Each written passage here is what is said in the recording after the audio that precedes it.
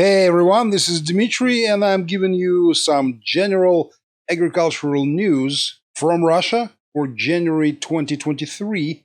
And there are results of Russian yields of grain and other types of agricultural products. Last year, Russia produced in pure weight more than 150 million tons of grain, which is 24% more than in 2021. Here are some stats for you. 150.7 million tons of grain produced, 15.3 million tons of sunflower, 41.7 million tons of sugar beet, 18.6 million tons of potatoes, 13 million tons of vegetables.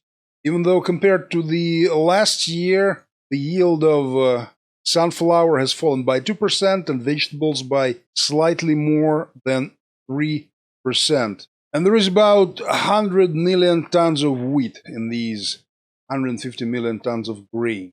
But there is a real boom in Russian flour exports. They grew 3.5 times compared to 2021. So Russia exported 881,000 tons of wheat and wheat rye flour. The cost has grown by almost 4 times. The largest importer of Russian flour is Georgia. It has increased the volume of flour purchased by 4.7 times.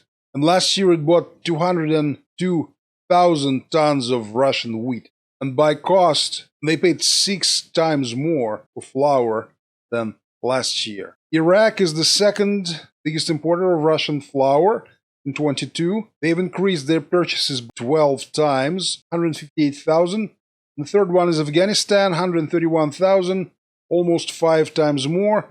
And Turkey is in top 5 as well, 78,000. And number 5 is Turkmenistan, 43,000 tons. Russian flour made first appearance in Egypt, Uganda, Senegal, and Sri Lanka. The most significant exporters of flour inside of Russia are North Ossetia in the Caucasian region, North Caucasian region, Stavropol region, and Moscow. And Russia also plans to export 60 million tons of grain this year, 2023. And this little article is about agricultural subsidies in Russia. It's very interesting, actually.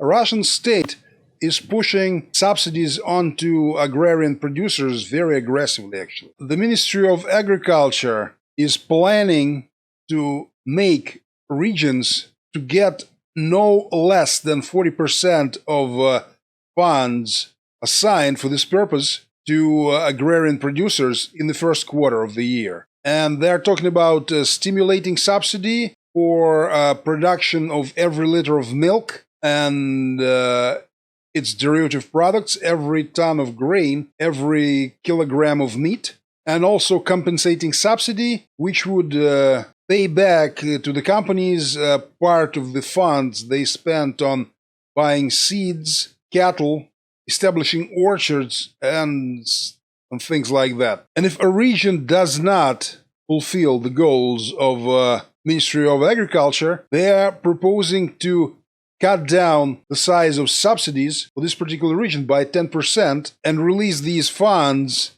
to other more productive regions. So yeah, it is a very aggressive program, righty. And let's finish off with the situation in milk production. And here it says that a growth of stocks of commercial milk is seen as a risk for the industry. And these stocks have grown by 40%. By the end of 2022.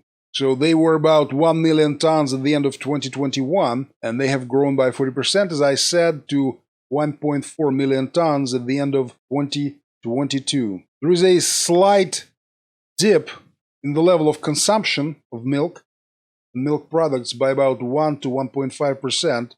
So yeah, the industry is worried that there'll be an oversupply of milk. And do not forget to like, subscribe. This was Dmitry. Thank you very much.